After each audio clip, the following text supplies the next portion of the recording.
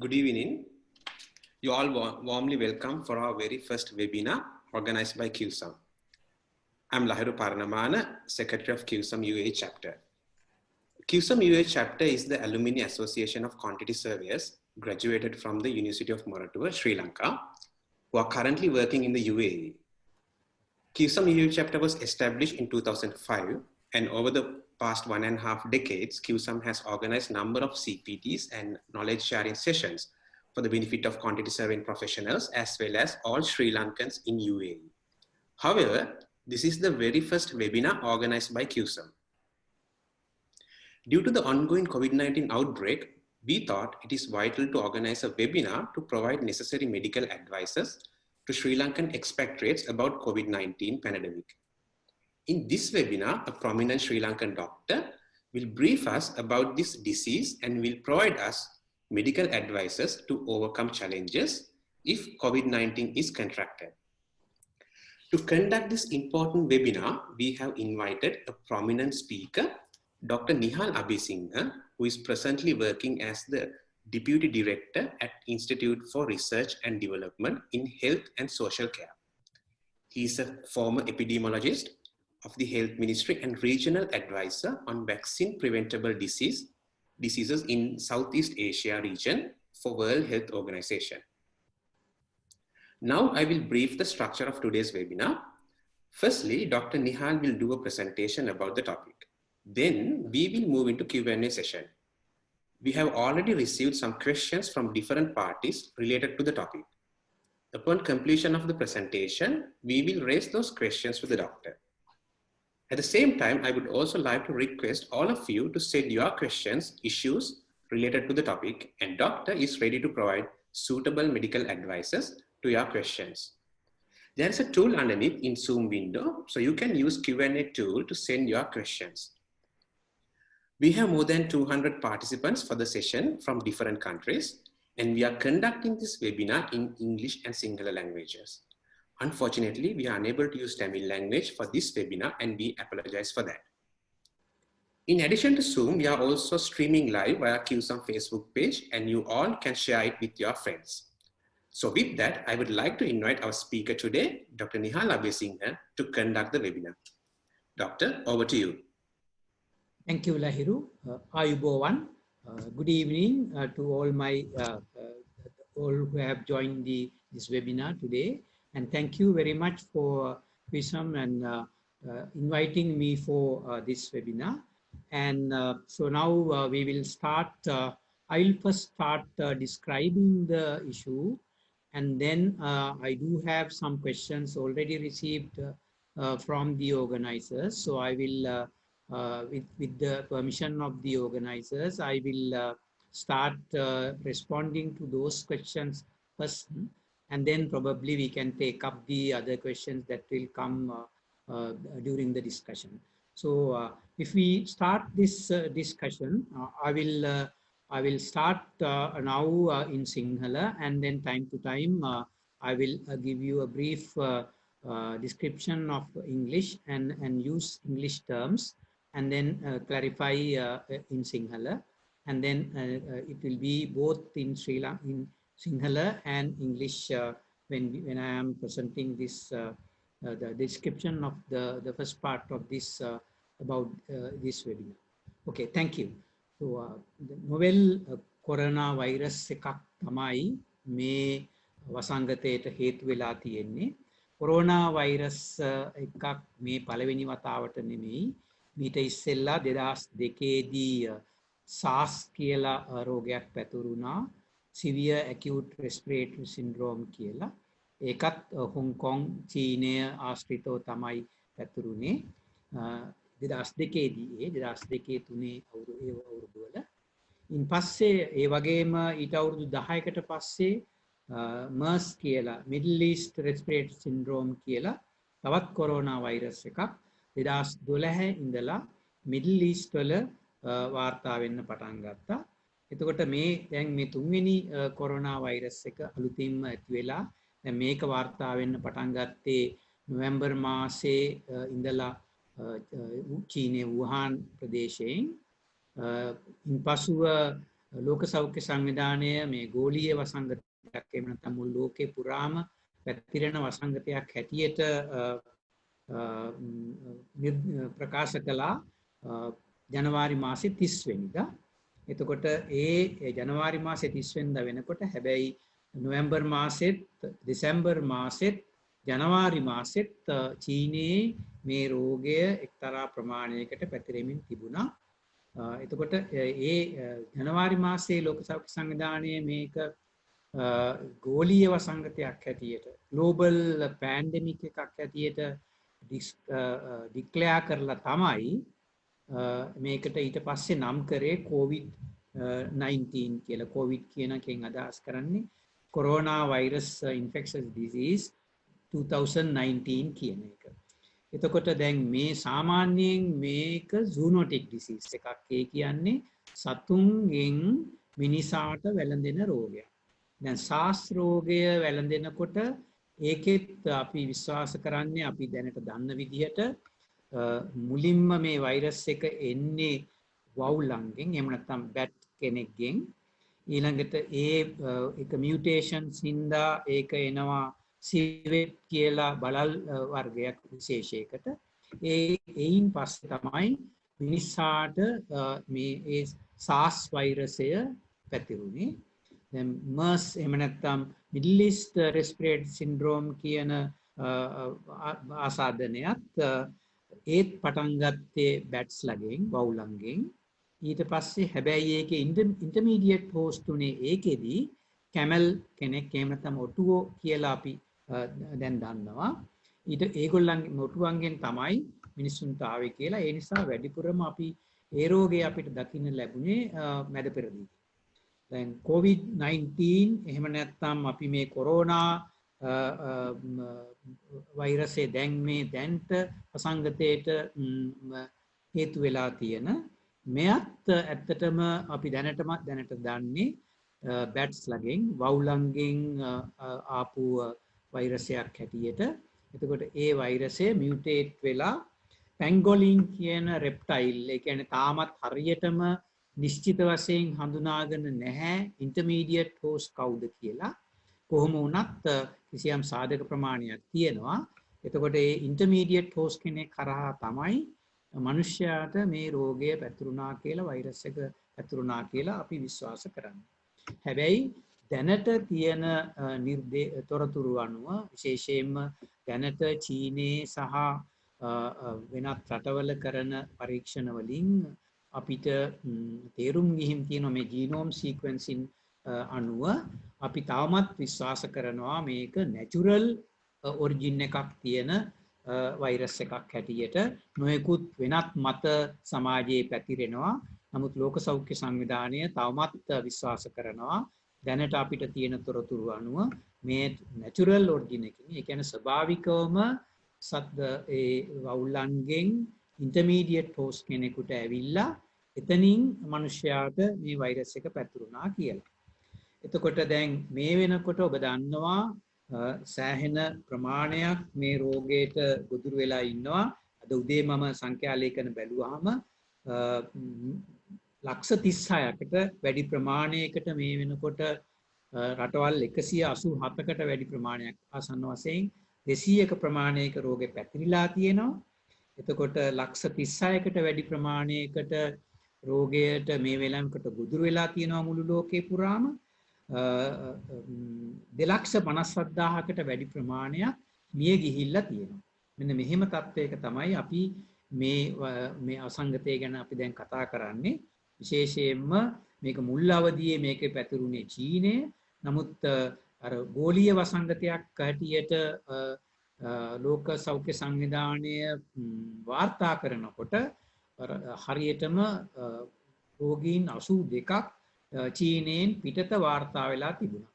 මෙන්න මේ හේතුව නිසා තමයි ලෝක සෞඛ්‍ය සංවිධානය ජනවාරි 30 වෙනිදා මේ ගෝලීය වසංගතයක් හැටියට වාර්තා කරේ ලෝකෙටම ඒ සූදානම් වෙන්න අවශ්‍ය කරන කාල සීමාව සපයන්න. ඉතින් ඇත්තටම මේ වෙනකොට ලෝකේ රටවල් ගණනාවක් 187කට වැඩි සංඛ්‍යාවක් මේ රෝගයට ගොදුරු වෙලා ඉන්නවා. එතකොට දැන් ඔබ දන්නවා මේ සංඛ්‍යා ලේඛන අනුව මේ වෙනකොට වාර්තා වෙලා තියෙන විශේෂයෙන්ම ඇමරිකාව, කැනඩාව සහ ඒ කියන්නේ ඇතුළු උතුරු ඇමරිකාවත් යුරෝපේ මේ රෝගය ඉතා වේගයෙන් පැතුරුණා, තදින් පැතිරෙනවා. රෝගීන් සංඛ්‍යාවත් මරණ සංඛ්‍යාවත් ඉතා විශාල සංඛ්‍යාවක් අපිට දක්නට ලැබෙනවා. ඉතින් ඇත්තටම අපි කල්පනා කරන්නේ දැනට තියෙන අපිට තියෙන වසංගත වේදීය තොරතුරු අනුව දැන් චීනය නොවැම්බර් මාසයේ ඉඳන් නොයෙකුත් ක්‍රියාමාර්ග ගත්තා. ඉන් පස්සේ ඔබට මතක ඇති වුහාන් ප්‍රදේශය සම්පූර්ණයෙන් ලොක්ඩවුන් කරා. වෙනත් දිස්ත්‍රික්කයක් ප්‍රදේශ ප්‍රාන්තත් එක්ක තියෙන සම්බන්ධකම් සම්පූර්ණයෙන් නතර කරා වුහාන් ප්‍රදේශය. ඒතර එහෙම කරලා ඒ මහජන සෞඛ්‍ය ක්‍රියාමාර්ග රෝගීන් හඳුනා ගන්න, ඒගොල්ලන්ව වෙන් කර තබන්න, ඊළඟට ක්වරන්ටීන් කරන්න, එහෙම නැත්නම් නිරෝධායනය කරන්න, ඊළඟට ඒගොල්ලන්ට අවශ්‍ය කරන ප්‍රතිකාර සපයන්න, ඊළඟට ඒගොල්ලන්ගේ ආශ්‍රිතයින් සොයා ගන්න, ඒගොල්ලන්ව පරීක්ෂා කරන්න, ඒගොල්ලන්ව අයිසොලේට් කරන්න, ක්වරන්ටීන් කරන්න, මේ ලොකු ක්‍රියාදාමයක් සිදු කරලා තමයි වුහාන් නගරය මේ රෝගය කිසියම් ප්‍රමාණයකට පාලනය කරගන්න තියෙන්නේ. තවමත් රෝගීන් වාර්තා වෙනවා. නමුත් අපි දැන් විශ්වාස කරනවා සෑහෙන ප්‍රමාණයකට වුහාන් නගරේ මේ රෝගය පාලනය වෙලා කියලා. ඒක ගොඩක් වෙලාවට දැන් නගරය සහ ප්‍රදේශයේ විවෘත වෙලා තියෙනවා සාමාන්‍ය කටයුතු වලට. නමුත් තවමත් ඒගොල්ලෝ අර මහජන සෞඛ්‍ය ආරක්ෂක ක්‍රියාමාර්ග දිගටම ක්‍රියාත්මක කරමින් ඉන්නේ. එතකොට ඇත්තටම යුරෝපයේ සහ ඇමරිකාව මේ රෝගය පිළිබඳව මුලින් දක්වපු සැලකිල්ල ප්‍රමාණවත් නෑ කියලා තමයි අපි දැක්කේ. ඒ කියන්නේ දැන් මීට ඉස්සෙල්ලා මේ වගේ බරපතල වසංගතයක් පැතුරුනේ 1918 ඉඳලා 1929 දක්වා. ඒකේ ඒ කියන්නේ ෆ්ලූ වසංගතය, ස්පැනිෂ් ෆ්ලූ කියලා කියනවා. ඒ වසංගතය අවුරුදු 10ක් විතර කාල සීමාවක් පැතිරෙමින් තිබුණා. ඒ කියන්නේ 1918 රෝගේ පැතිරෙන්න පටන් අරගෙන මිලියන ගණනාවක් මරණ සිද්ධ වුණා. ඒකම 1920 තමයි වැඩියම රෝගීන් ප්‍රමාණයක් වාර්තා වුණේ. ඉන් පස්සේ 6 වතාවක් 1929 වෙනකන් ඒ අවුරුදු 10 ඇතුළත එපිඩෙමික්ස් ආවා ලෝකේ පුරාම. සමහර කියන්නේ රටවල් වලට ගොදුරු වුණා. ඒ කියන්නේ ඇත්තට ඒ පැන්ඩෙමික් එක අවුරුදු 10ක් විතර කාල සීමාවක් තිබුණා. හැබැයි මේ අවුරුදු 100 ඇතුලේ ලෝකය වෙනස් වුණා. විශේෂයෙන්ම පහුගිය අවුරුදු 40 විතර ලෝකය විවෘත වෙළඳපළ, විවෘත ආර්ථිකය සඳහා විවෘත වුණා.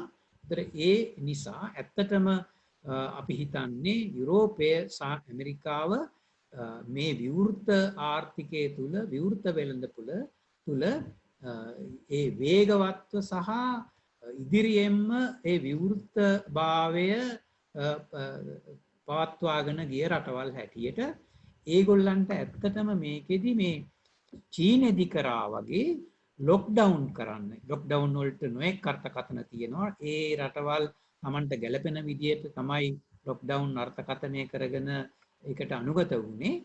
නමුත් චීනය කරපු ආකාරයට ලොක්ඩවුන් කරන්න යුරෝපය සහ ඇමරිකාව ඇත්තටම උවමනාවක් තිබුණේ නැහැ. ඒකම ඒ කියන්නේ ජනතාවගේ උවමනාවක් තිබුණෙත් නැහැ. ඒ රජයෙන්ට උවමනාවක් තිබුණෙත් නැහැ. අපි සාමාන්‍යයෙන් මහජන සෞඛ්‍ය අපි අවුරුදු 500ක විතර මෑත ඉතිහාසයේ අපි ඉගෙනගත්ත විදිහට අපි සෑම වසංගතයක්ම ලෝකේ පුරා පැතුරුණා නොඑක ආකාරයේ වසංගත, ප්ලේග්, ඒ කියන්නේ මහාමාරිය. ඔයගොල්ලෝ දන්නවා 1800 ගණන් වල 820 ගණන් වල පැතුරුණා කොලරාව ලෝකේ පුරාම. මේ වගේ ග්ලෝලීය වසංගත. ඒ සියලුම වසංගතවලදී අපි ඉගෙනගත්ත මහජන සෞඛ්‍ය මූලධර්ම තමයි ඇත්තටම රෝගීන් හඳුනා ගන්නවා.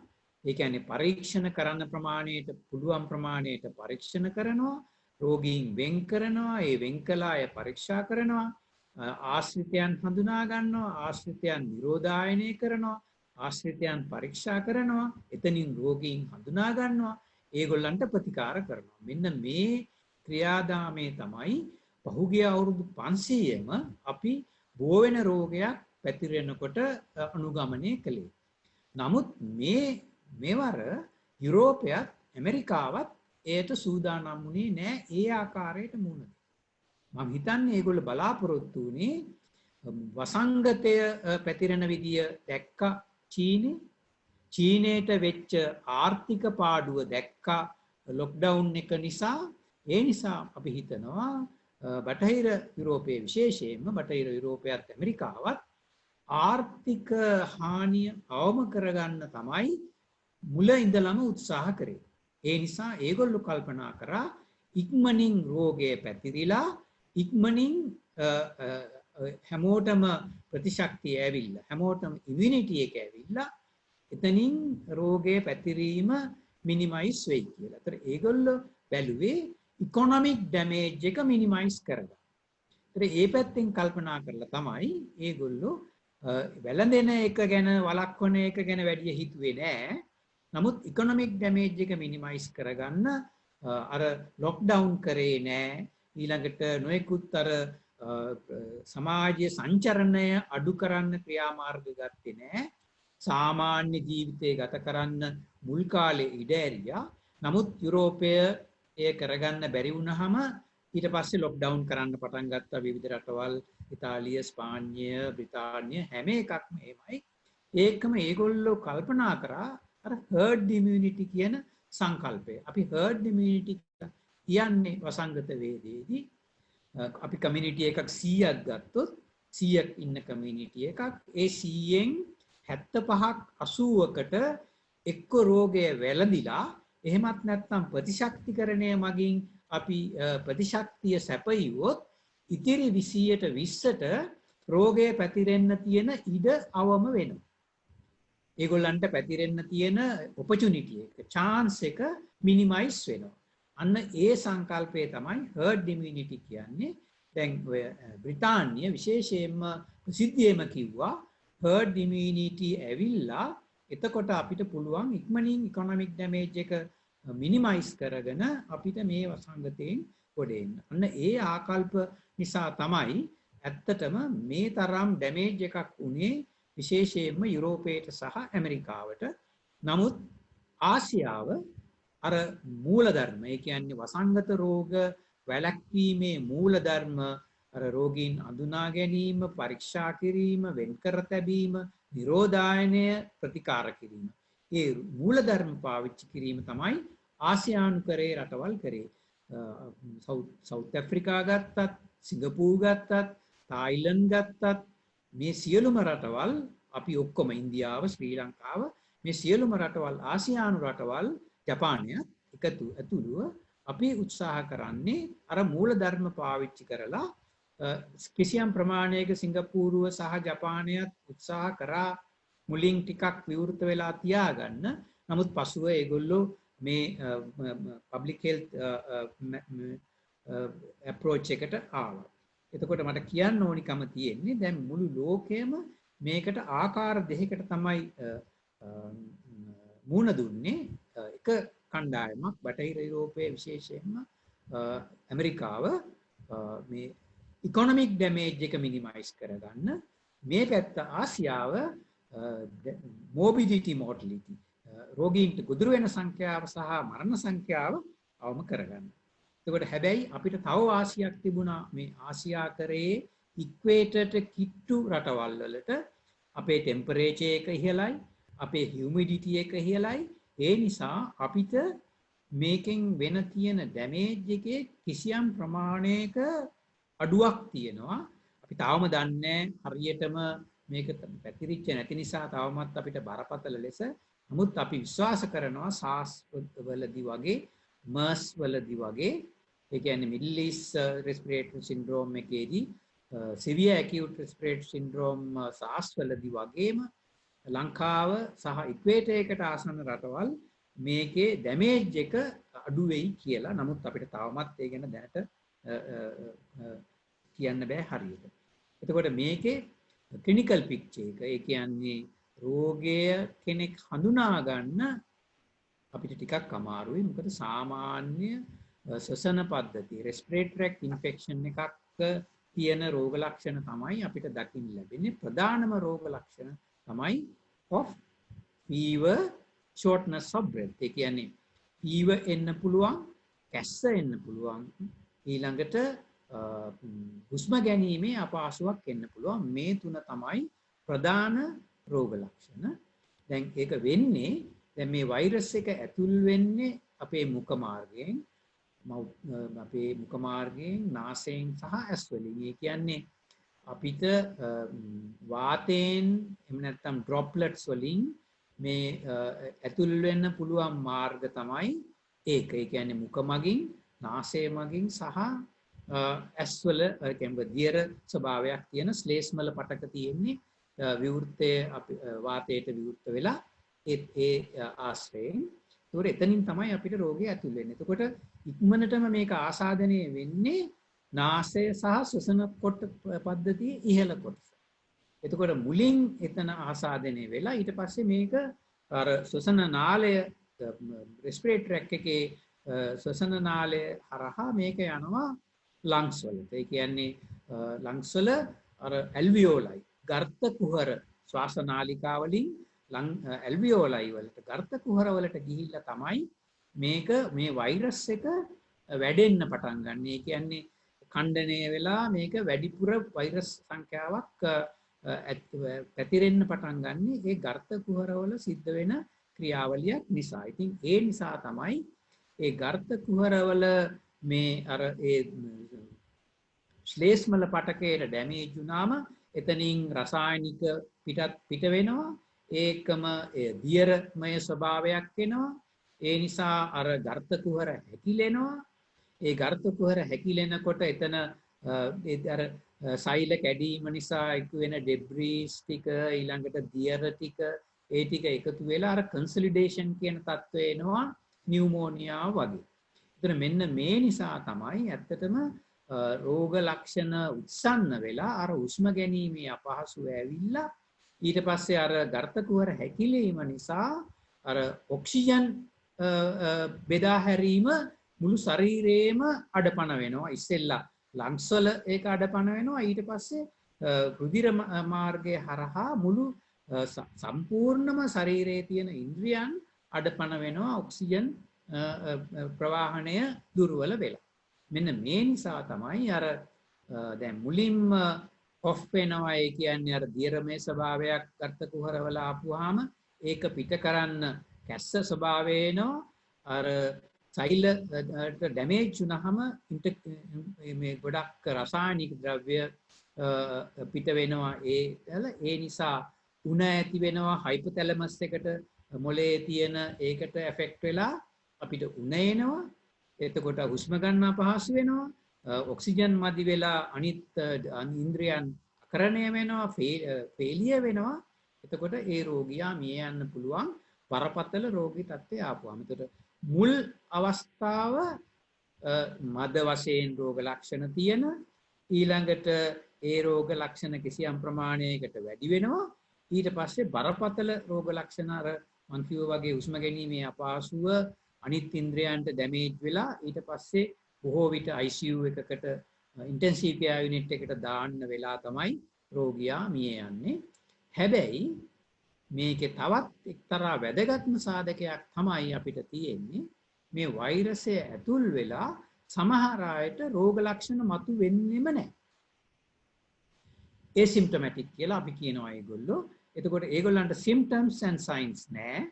ඒගොල්ලෝ සාමාන්‍ය කෙනෙක් හැටියට සමාජයේ හැසිරෙනවා. වෛරස් එක ඇතුල් වුණාට ඒගොල්ලන්ගෙන් පුළුවන් තව කෙනෙකුට රෝගය පැතිරෙන්න. මෙන්න මේ කණ්ඩායම තමයි ඇත්තටම අපිට භයානක කණ්ඩායම. මොකද ඒ අය නිසා තමයි ඕනෑම සමාජයක වැඩිපුරම රෝගීන් පැතිරෙන්න පටන් ගන්න. මොකද රෝග ලක්ෂණ තියෙනකොට අපිට ගන්න ක්‍රියාමාර්ග ගණනාවක් තියෙනවා.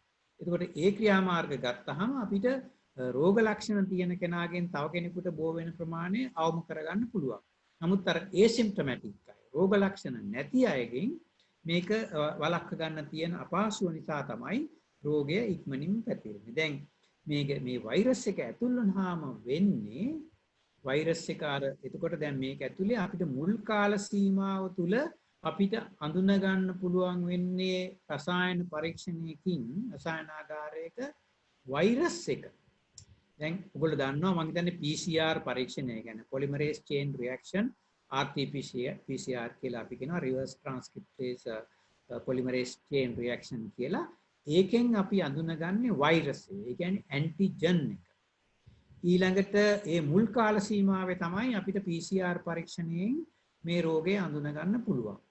ඉන් පස්සේ ඒ කියන්නේ PCR පරීක්ෂණයෙන් පුළුවන් මුල් කාල සීමාව තුළ නමුත් පහු වෙනකොට ශරීරයේ තුල immunity එක develop වෙනවා. ඒ කියන්නේ antibodies ප්‍රතිදේහ develop වෙනවා. ඒක develop වුණාම අපිට ප්‍රතිදේහ වලිනුත් මේ රෝගය තියෙනවාද නැද්ද කියලා හඳුනා ගන්න පුළුවන්. නමුත් තවමත් අපිට gold standard එක. ඒ කියන්නේ මේ රෝගය කෙනෙකුට තියෙනවාද නැද්ද කියලා අපි අඳුනගන්නේ PCR පරීක්ෂණයේ මුළු ලෝකේ පුරා. හැබැයි මේ PCR පරීක්ෂණයේ තියෙනවා ගැටලු ටිකක්. ඒ PCR පරීක්ෂණය අපි දැනට විශ්වාස කරනවා 70%ක විතර තමයි සංවේදීතාව තියෙන්නේ. ඒකෙන් කියන්නේ දැන් අපි 100කට මේ PCR පරීක්ෂණය කරොත් එතන 100ම පොසිටිව් වුණා. ඒ 100ටම ආසාදනය වෙලා තිබුණත් අපිට එයින් අඳුන ගන්න පුළුවන් වෙන්නේ පළවෙනි වටේදී 70. අනිත් 30ම අපිට අතෑරෙනවා. ඒ නිසා තමයි අපි නෙගටිව් වුණොත් පැය 24කට පස්සේ ආයි මේ PCR ටෙස්ට් එක කරන්නේ.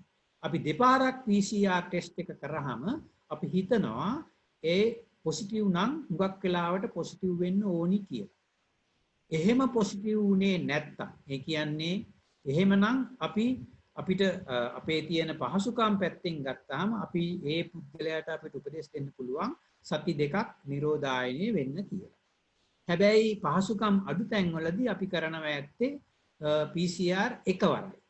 හැබැයි ඒකෙදි PCR පොසිටිව් වුණොත් අපි එයා පොසිටිව් රෝගියෙක් හැටියට ගන්නවා. හැබැයි නෙගටිව් වුණොත් එකවරයි නම් PCR එක කරන්නේ අපි එයාට කියනවා අනිවාර්යෙන් සති 2ක් නිරෝධායනය වෙන්න කියලා හෝම් ක්වරන්ටයින් එහෙම නැත්නම් නිවසේ නිරෝධායනය වෙන්න කියලා. සමහර රටවල් වල රෝහල් වල පහසුකම් තියෙනවා නම් මුල් අවදියේදී අපිට රෝහල් වලත් නිරෝධායනය කරන්න පුළුවන්. එහෙම නැත්නම් තෝරගත්ත ස්ථානවල නිරෝධායනය කරන්න පුළුවන්. හැබැයි දැන් බටහිර රටවල් වල නිවෙස් වලත් නිරෝධායනය කළා මුල් අවදියේදී. ඒ කියන්නේ පොසිටිව් වුණත් මුල් අවදියේදී නිරෝධායනය කියන්නේ රෝග ලක්ෂණ මතුවෙලා ඒව වැඩි වෙනකන් සමහර විට නිවසේ නිරෝධායනය වෙන්න කිව්වා. මොකද ඒ නිවෙස් වල හුඟක් පහසුකම් තිබිච්ච නිසා. ඒතර මෙන්න මේ தත්ත්වය තමයි තේරුම් ගන්න ඕනි. ඒ කියන්නේ PCR පරීක්ෂණයක් අපි කරන්න ඕනි ඩයග්නෝස් කරන්න. ඒ කියන්නේ රෝග විනිශ්චය කරන්න. ඒතර ඒ PCR පරීක්ෂණයෙන් අපි අඳුන ගන්නවා මෙයාට රෝගියෙක්ද කියලා ආසාදිත කෙනෙක්ද නැද්ද කියලා. ඊට පස්සේ ආසාදිතයෙක් නම් එයාට අපි වෙන් කරනවා අනිත් අයගෙන්.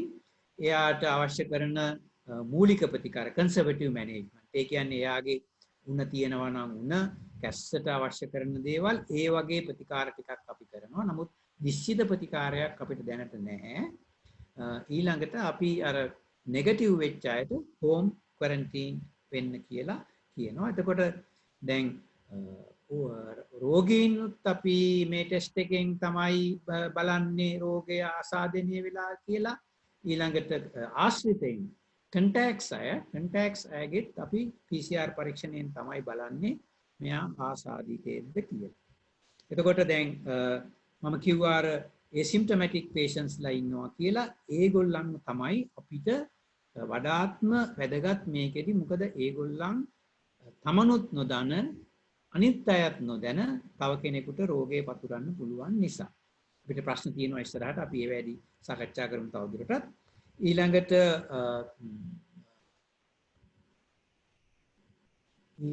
අපි comorbidities ඒ කියන්නේ විශේෂයෙන්ම මේකෙන් බරපතල රෝග ලක්ෂණ එන්නේ මොනවා හරි ගැටලු තියෙන අයට. සමහරට කැන්සර් එකක් හැදිලා එහෙම නැත්නම් නිදන්ගත රෝගයක් hypertension දියවැඩියාව diabetes ඊළඟට මොනවා හරි වෙනත් cerebrovascular accident එකක් අංශභාගයේ වගේ රෝගයක් තියෙන අන්න ඒ වගේ නිතර රෝගී වෙන chronic lung disease එකක් තියෙන ඒ වගේ කෙනෙකුට මේ රෝගයේ වැඩියෙන් ආබාධිත තත්ත්වයක් පත් වෙන්න පුළුවන්. නමුත් මේකෙදී අපි ප්‍රතිකාරවලට කරන්නේ ඇත්තටම conservative management. ඒ කියන්නේ රෝග ලක්ෂණ අනුව තමයි කරන්නේ. නමුත් අර රෝග ලක්ෂණ උත්සන්න වුණාම ICU එකක දැඩි සත්කාර ඒකක ඒ රෝගියාට අවශ්‍ය කරන ඔක්සිජන් සහ අනිකුත් මැෂින් වලින් සපයන්න පුළුවන් සහයෝගය අපි දෙනවා. එතකොට බටහිර වෙදකමේ ඇත්තටම මේ රෝගියාට අවශ්‍ය කරන මූලික කන්සර්වේටිව් මැනේජ්මන්ට් එකක් තමයි කරන්නේ. ආයුර්වේදයේ එහෙම නැත්නම් ට්‍රැඩිෂනල් මෙඩිසින් වල ඇත්තටම තියෙන්නේ අපි එදිනෙදා දන්න ප්‍රතිකාර තමයි කරන්නේ. නමුත් අපිට මොන ට්‍රැඩිෂනල් මෙඩිසින් එක ගත්තත් අපිට ඒකේ වැදගත් වෙන්නේ ඇත්තටම ඒකේ ඇක්ටිව් ඉන්ග්‍රේඩියන්ට් එක. ඒ කියන්නේ දැන් අපි කොත්තමල්ලි කොරියන්ඩර් ගත්තොත් ඒ කොත්තමල්ලි වල අපි ආයුර්වේදයේදී අපි ඇක්ටිව් ඉන්ග්‍රේඩියන්ට් එක ගැන බැලුවේ නැති වුණාට මේ විද්‍යාත්මකව අපි සලකා බලනකොට අපි බලන්න ඕනි කොරියන්ඩර් වල තියෙන කෙමිකල් එක මොකක්ද? ඒකේ රසායන ද්‍රව්‍ය මොකක්ද? ඒකේ ඇක්ටිව් ඉන්ග්‍රේඩියන්ට් එක මොකක්ද? එතකොට ඒක පිළිබඳව අධ්‍යයනයකින් තමයි අපිට කොත්තමල්ලි හෝ වෙනත් ඕනෑම ට්‍රැඩිෂනල් මෙඩිසින් එකක් මේකට සාර්ථකද මේකට ප්‍රතිකාරයක් හැටියට නැද්ද කියලා බලන්න. ලෝක සෞඛ්‍ය සංවිධානය ඉතාමත්ම පැහැදිලිව කියනවා ඒ ඕනෑම ට්‍රැඩිෂනල් ලෝකේ නොයෙක් රටවල් වල හැම රටකම ට්‍රැඩිෂනල් මෙඩිසින් තියෙනවා.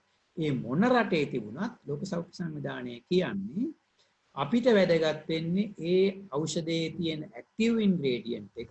ඒ ඇක්ටිව් ඉන්ග්‍රේඩියන්ට් එක ක්ලිනිකල් ට්‍රයල් එක. සාමාන්‍ය වෙනත් බටහිර වෛද්‍ය ක්‍රමේම තියෙන ක්ලිනිකල් ට්‍රයල් එකකින් ඔප්පු කරලා පෙන්නුවොත් ඕනෑම ට්‍රැඩිෂනල් මෙඩිසින් එකක් ගැන අපි ලෑස්ති පිළිගන්න කියලා විවෘතව ලෝක සෞඛ්‍ය සංවිධානය කියනවා. දැනටත් බටහිර වෙදකමේ පාවිච්චි කරන බොහෝ ඖෂධ අර ඓතිහාසිකව ට්‍රැඩිෂනල් මෙඩිසින් වල පාවිච්චි කරපු ඖෂධම තමයි. ඒවා ඇක්ටිව් ඉන්ග්‍රේඩියන්ට් එක විද්‍යාත්මකව කරල් වලට එහෙම නැත්නම් පෙති වලට දියර වලට සකස් කරලා තමයි බටහිර වෛද්‍ය විද්‍යාවේ ඖෂධ බොහෝ ප්‍රමාණයක් නිර්මාණය කරලා තියෙන්නේ.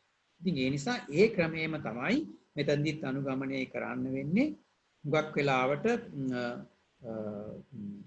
මේ රෝගයෙන් ඔකට ප්‍රතිකාර කරනකොට දැන් අපිට රෝගයෙන් වළක්ව ගන්න තමයි තියෙන්නේ. ඇත්තටම වළකිනවා ඇරෙන්න මේ රෝගයට අපිට ප්‍රතිකාර කරගන්න අමාරුයි.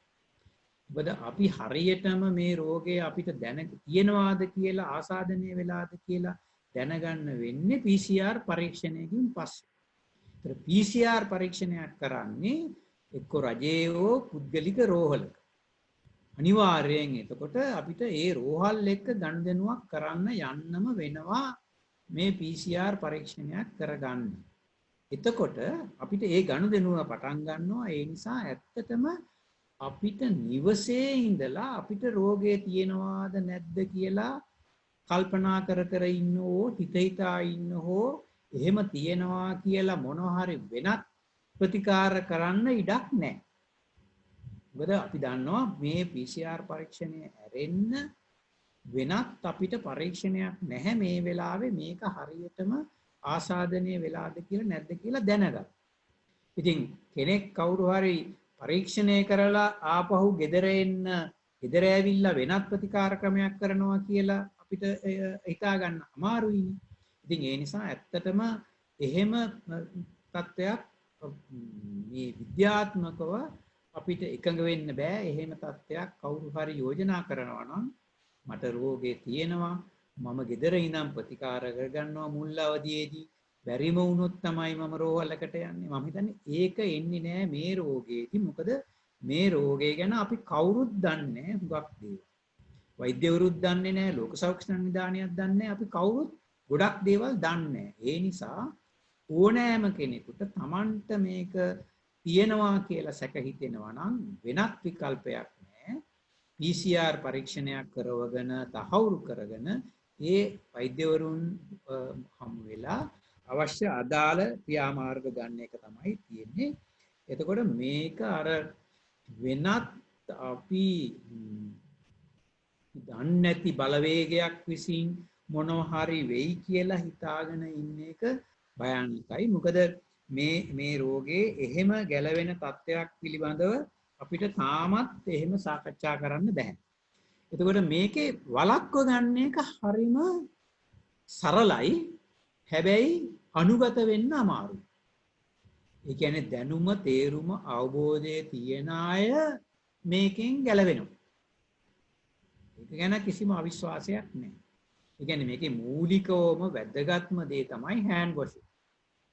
අපිට මොනවා අපි කරත් අපිට හැම වෙලාවෙම ඔළුවට එන්න ඕනි මේ වගේ රෝගයක් පැතිරෙන වෙලාවේදී හෑන්ඩ් වොෂින් එක තමයි number 1 preventive measure. අපි ගමනක් ගියා, මොනවා හරි බස් එකේ ගියා, දුම්රියේ ගියා, වෙළඳපළට ගියා, බඩුවක් ගත්තා, බෑග් එකක් අරගෙන ආවා, ගෙදර ආවා, මහල් නිවාසයක නම් ස්විෆ්ට් එකේ ස්විච් බෝඩ් එක ක්‍රියා කරා. ඒ මොනවා කරත් අත සෝදන එක තමයි පළවෙනිම කාර්ය අපේ ඔළුවට එන්න ඕනි. ඒ ඕනෑම කටයුත්තකින් පස්සේ. ඒතර හෑන්ඩ් වොෂින් තමයි ප්‍රිවෙන්ෂන් වල පළවෙනිම දේ මේ රෝගේ. ඊළඟට මේක ශ්වසන ආබාධයක්. එතකොට වෛරස් එක පැතිරෙන්න පුළුවන් ශ්වසන මාර්ගයෙන් තමයි එළියට එන්නේ. එක්කෝ ශ්වසන මාර්ගයට සම්බන්ධයක් තියෙන නිසා උගුරට, මුඛේ මගින් මේක එළියට එන්න පුළුවන්. අපි කතා කරනකොට, කෙල ගහනකොට, කිඹුන් යනකොට, ඊළඟට කහිනකොට එහෙම තමයි මේ විදිපි මගින් තමයි මේ විස බීජේ එළියට එන්නේ. එතකොට අපි තව කෙනෙක් ආරක්ෂා කරගන්න විශේෂයෙන්ම මගේ ළඟ ඉන්න, මගේ නෑදෑයෝ, මගේ හිතවත්තු, මගේ මිත්‍රයෝ ඒගොල්ලන්ව ආරක්ෂා කරගන්න නම් මම මාස්ක් එකක් පළඳින්නම ඕන. එහෙම නැත්තම් මට හැකියාවක් නැහැ තව කෙනෙක්ව බේරගන්න. ඉතින් මෙතන මාස්ක් එකේ වැදගත්ම දේ තියෙන්නේ මම අනුන් වෙනුවෙන් මේ ක්‍රියාමාර්ගය ගන්නවා කියන හැඟීම. එතකොට මාස්ක් එකක් පාවිච්චි කරොත් අපිට මම ඒසිම්ප්ටොමැටික් වුණත්, මට රෝග ලක්ෂණ නැති වුණත්, මට මොනවා හරි හේතුවක් නිසා කාගෙන් හරි මට රෝගේ වැළඳිලා තියෙනවා නම් ඒක තව කෙනෙකුට යාම අවම කරගන්න මට පුළුවන් මම මාස්ක් එකක් පාවිච්චි කරොත්. මට තව කෙනෙක්ගෙන් ආපහු එන එක තමයි අර හෑන්ඩ් වොෂින් වලින් අපිට වළක්ව ගන්න පුළුවන්. හෑන්ඩ් වොෂින් කියලා අපි කියන්නේ තප්පර 20ක් හොඳින් සබන් දාලා හෑන්ඩ් සැනිටයිසර් එකක් පාවිච්චි කරලා, විස බීජ නාශකයක්, ඇල්කොහොල් බේස් විස බීජ නාශකයක් පාවිච්චි කරලා විනාඩි 20ක් සබන් දාලා නම් හොඳට අත සබන් දාලා සෝදලා අපි මේ නියපොතු හොඳට කපලා අන්න ඒ අත පිරිසුදු කර ගැනීම තමයි අපි මෙතන හෑන්ඩ් වොෂින් කියන්නේ. අනිත් වැදගත් කාරණය තමයි මේ රෝගය වළක්වන්න ෆිසිකල් ඩිස්ටන්ස් එක. ඒ කියන්නේ කහිනකොට, කිමිහිනකොට, මේ කතා කරනකොට මේ පිට වෙන බිඳිති මීටරයක් හෝ මීටර 2ක්, අඩි 6ක් වගේ දුර ප්‍රමාණයකට මේක වීසි වෙන්න පුළුවන් කියලා අපි හිතනවා. අපි මෙෂර් කරලා තියෙනවා. ඒ නිසා තමයි අර මාස්ක් එක වැදගත් වෙන්නේ. ඒ වගේම තමයි ඩිස්ටන්ස් එක තියාගෙන ඉන්න එක වැදගත් වෙන්නේ. දැන් ඔයගොල්ලෝ දැක්කා මාධ්‍යයේ කේරළ ආණ්ඩුව ලොකු කුඩයක් දුන්නා. එතකොට කුඩයක් දීමෙන් ඒගොල්ලෝ බලාපොරොත්තු වුණේ අර මීටරේ පරතරය ගමන් කරනකොට, අවුවේ ගමන් කරනකොට, වැස්සේ ගමන් කරනකොට අනිවාර්යයෙන්ම මීටරයක් එනවා. අන්න එහෙම අවශ්‍යතාවයක් තමයි මේ රෝගයේදී අපිට වැදගත් වෙන්නේ. වළක්වනකොට අපිට තවත් වැදගත් වෙන ගොඩක් දේවල් තියෙනවා. දැන් පවුලක් නම් දැන් මේ මගේ ගෙදර මේ වෙලාවේ අපි ගත්ත ක්‍රියාමාර්ගය තමයි මගේ ගෙදර ඉන්නේ මමයි මගේ බිරිඳයි විතරයි. අපිට තව පුතාලා දෙන්නෙක් ඉන්නවා. එක පුතෙක් එයා ගියා එයාගේ නෝනලාගේ ගෙදරට. දැන් ඒගොල්ලෝ ඉන්නේ එහෙ. මගේ පොඩි පුතාගේ සහ එයාගේ බිරිඳ අපි ඇව්වා මගේ ජාල වෙනසක් තියෙනවා. අපි කිව්වා ඒගොල්ලෝ එහාට වෙලා ඉන්න. එතකොට අපි මුණ ගැහෙනවා. නමුත් අපි වැඩි වෙලාවක් අපි ගත කරන්නේ වෙන්ගෙන්. එතකොට අපිට ඉඩ තියෙනවා නම් එහෙම පහසුකම් තියෙනවා නම් අපිට ඒක කරන්න පුළුවන්. බැරි නම් අපි නිවසේ අපි සියලු දෙනා අපි එකිනෙකා ආරක්ෂා කරගන්න ඒ අවශ්‍යතාවය තියෙනවා. එතකොට නිවසක අපි කණ්ඩායමක් ඉන්නවා නම් අපි පුළුවන් නම් කාමර වෙන්ව තියෙනවා නම් කාමර වෙන්ව පාවිච්චි කරන්න පුළුවන්. එහෙම නැත්නම් අපි හිතමු එකම කාමරයේ හෝ කාමර දෙක වගේ නම් තියෙන්නේ. එතකොට අභියෝගයක් එනවා අපි ඔක්කොටම අපි ඉන්න අයට. හැබැයි එතකොට අපි දන්නවා අපේ ක්‍රියාමාර්ග ගන්න වෙන්නේ අපිට හෙම්බිරිස්සාවක් කැස්සක් සොටු දියර ගැලීමක් මොනවා හරි තියෙනවා නම් අනිවාර්යෙන් එතකොට අපි කණ්ඩායමක් එක්ක ඉන්නවා නම් ගෙදරදිත් අපිට මාස්ක් එකක් පාවිච්චි කරන්න වෙනවා. ඊළඟට අපි දොර අගුල ඇල්ලුවොත්, අපි টয়ලට් එකේ කොමෝඩ් එක පාවිච්චි කරොත්, අපි වතුර කරාමයක් ඇල්ලුවොත්, අපි ටීවී එකේ රිමෝට් එක ඇල්ලුවොත් මේ ඕනිම වෙලාවක අපි එක්කෙනෙක් ආසාදිත වෙලා නම් අනිත් එක්කෙනෙකුට ආසාදනය වෙන්න පුළුවන්. ඒක අපේ ඔළුවේ හැම වෙලාවෙම ඒ අදහස තියෙනවා. මම අනිත් අයව බේර ගන්නවා. අන්න ඒ අදහසින් අපි ක්‍රියාත්මක වෙනවා නම් අපිට පුළුවන්. අනිත් එක දැන් අපේ සාමාන්‍ය පුරුද්දක් හැටියට විශේෂයෙන්ම ශ්‍රී ලාංකිකයින්ගේ ප්‍රශ්නයක් තමයි අපි කතා කරන්න ගියාම අපි ගොඩක් වෙලා කතා කර ඉන්නවා. මම නම් කියන්නේ දැන් ඉස්සර අපි කිව්වේ ටෙලිෆෝන් එකෙන් හම්බෙලා කතා කරන්න පුළුවන් දෙයක් ටෙලිෆෝන් එකෙන් කතා කරන්න අවශ්‍ය නැහැ. ඒක අපරාධයක් කියලා. ඒ කියන්නේ වියදම යනවා කියලා. අපි දැන් කියන්නේ ටෙලිෆෝන් එකෙන් කතා කරගන්න දේ ටෙලිෆෝන් එකෙන් කතා කරන්න හමු වෙලා කතා කරන එක අවම කරගන්න. එතකොට වියදම පොඩ්ඩක් යයි. නමුත් අපි අර හමු වෙන අවස්ථා ගන්න අවම කරගන්නවා. මෙන්න මේ වගේ එතකොට අපිට අපේ ගමන් බිමන් සීමා කරන්න වෙනවා ඉදිරියේදී. එතකොට අපි සෙනග ඉන්න ගැවසෙන තැන්වලට යන්නේ කවම කරගන්න ඕනි. පුළුවන් තරම් වලකින්න ඕනි. එතකොට අපි මොනවා හරි සමාජයත් එක්ක ගැටුණු යම් කිසි දෙයක් අපි කරොත් අපි හැම වෙලාවෙම මොනවා හරි ඇල්ලුවත් නැතත් අපි අත්සෝදන්න පෙළඹෙනවා නම් අපිට අවම කරගන්න පුළුවන් අපි අනිත් අය. එතකොට සාමාන්‍ය සෞඛ්‍ය පැත්තෙන් ගත්තොත් අපි හොඳ ආහාර වේලක් ගන්න ඕනි. ඒ කියන්නේ ප්‍රෝටීන්, විටමින් අඩංගු ආහාර වේලක් අපි ගන්න ඕනි. අපි වෙනදා ගන්න ආහාර වේල මස් මාංශ එහෙම නැත්නම් කරවල ඒ වගේ මොනවා හරි දෙයක් එක්ක ප්‍රෝටීන් තියෙන ආහාරයක් අපි ගන්න ඕනි.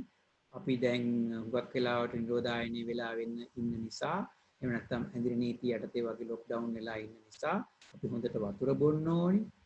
අපි එහෙම ඉන්නකොට සමහර විට මුදල් තියන අය වැඩියෙන් ආහාර ගන්න පෙළඹෙන්න පුළුවන්.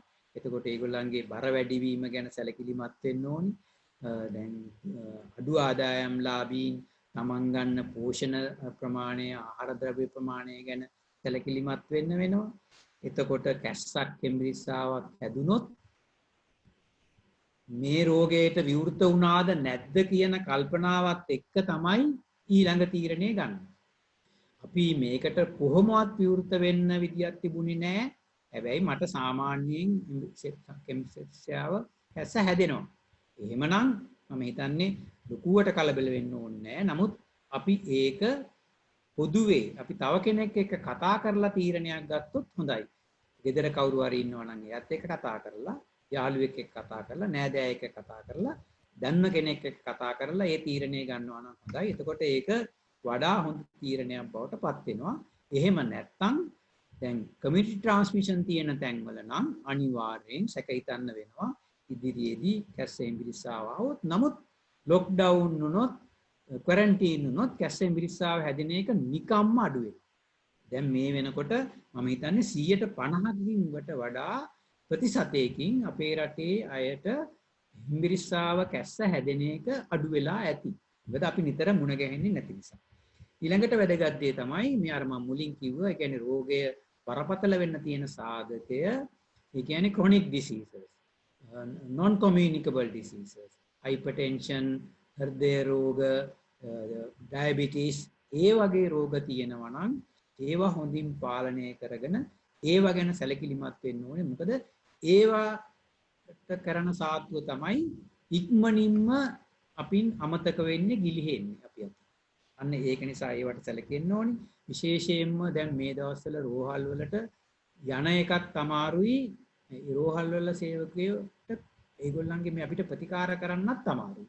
ඒ නිසා ඇක්සිඩන්ට් අපි අවම කරගන්න ඕනි. අපි ගෙදරදී හෝ අපි ඉන්න තැන අපිට හදිසි අනතුරු වෙන්න තියෙන එක අවම කරගන්න ඕනි. විශේෂයෙන්ම උගුර කන නාසය දත් ඒවැය වෙන්න පුළුවන් හානිදායක දේ අනතුරු අපි අවම කරගන්න ඕනේ. මොකද මේ වෙලාවේ අපිට වෛද්‍යවරු නැහැ, ENT සර්ජන්ස්ලා නැහැ, ඩෙන්ටල් සර්ජන්ස්ලා නැහැ හදිස්සියකට යන්න. ඒ නිසා අපි ඒවා ගැන සැලකිලිමත් වෙන්න ඕනේ. විශේෂයෙන්ම ඩෙන්ටල් හයිජීන් ගැන සැලකිලිමත් වෙන්න ඕනේ. ඊළඟට අපි ක්වරන්ටයින් වෙලා, නිරෝධායනය වෙලා, ලොක්ඩවුන් වෙලා ඉන්නවා නම් අපිට විවේකයක් අවශ්‍යයි, එක්සර්සයිස් උත් අවශ්‍යයි.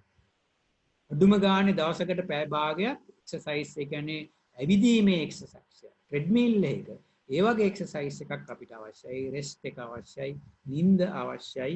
ඊළඟට අපිට අපි ඇන්සයිටි කියන තත්ත්වය, ඒ කියන්නේ අපි දැන් මේකට කලබල වෙලා, බය වෙලා, නිකන් අපි භ්‍රාන්ත වෙලා වගේ අපි ඌමනා වැඩි මේක ගැන හිතනවා නම් ඒකෙන් මිදෙන්න යම්කිසි ක්‍රියාමාර්ගත්, ඒ කියන්නේ මොන හරි කණ්ඩායමක් ගෙදර ඉන්නවා නම් ගෙදර ඇත් එක්ක ක්‍රීඩා කරන එකක්, මොන හරි මූවිස් බලන එකක්, එහෙමත් නැත්නම් මොනවා හරි ව්‍යායාම, යෝගී ව්‍යායාම වගේ කරන ඒවා මොනවා හරි යම්කිසි හිත කියවන අයට කියවන එකක්, කියන්නේ මොනවා හරි ලියන අයට ලියන එකක්, සංගීතයේ හදාරන අයට සංගීතයේ හදාරන්න, ඒ වගේ මොනවා හරි Taman කැමති දෙයක නිරත වෙන්න ඕනේ.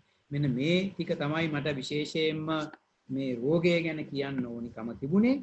අර ගවර්න්මන්ට් සපෝට් එක අරගන්න මේ දවස්වල ඇත්තටම 13990 කියලා අපේ ලංකාවෙන් නම්බර් එකක් තියෙනවා. ඕනිම කෙනෙකුට කොරෝනා පිළිබඳ උපදෙස් ගන්න, සෞඛ්‍ය උපදෙස් ගන්න. ඒකම 19990 ඇම්බියුලන්ස් එකක් ගෙන්න ගන්න. 117 ප්‍රෙසිඩෙන්ෂල් ටාස්ක් ෆෝස් එක සහ මේකට අවශ්‍ය කරන පණිවිඩ ගන්න. 119 සාමාන්‍ය විදියට අපිට ආරක්ෂක අංශවලට කතා කරන්න. ඒ වගේ අපිට අවශ්‍ය කරන පාසුකම් සපයලා තියෙනවා මේ වෙනකොට. ඇත්තටම ඒ පිළිබඳව ගැටලු අඩුයි. මම හිතනවා අපි මූලික වටේදී මේක ප්‍රමාණවත් කියලා. අපි ඊළඟට ප්‍රශ්න ගමු. Lahiru, I will open for you.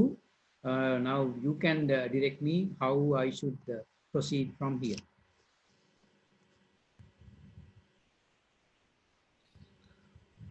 Doctor අපි කලින් එවපු ප්‍රශ්න ටික කතා කරමු දැන්. ඩොක්ටර් මම ප්‍රශ්නේ මම ඉංග්‍රීසි ඒවට මම ඉංග්‍රීසි වලින් පිළිතුරු දෙන්නම්, සිංහලයකට සිංහලෙන් පිළිතුරු දෙන්නම් නේ. ඔව්. Question number 1 තමයි මේ, how a person with a chronic disease with asthma, blood pressure or cardiovascular problem should approach the coronavirus threat, knowing that he or she might be specially susceptible to a life-threatening situation.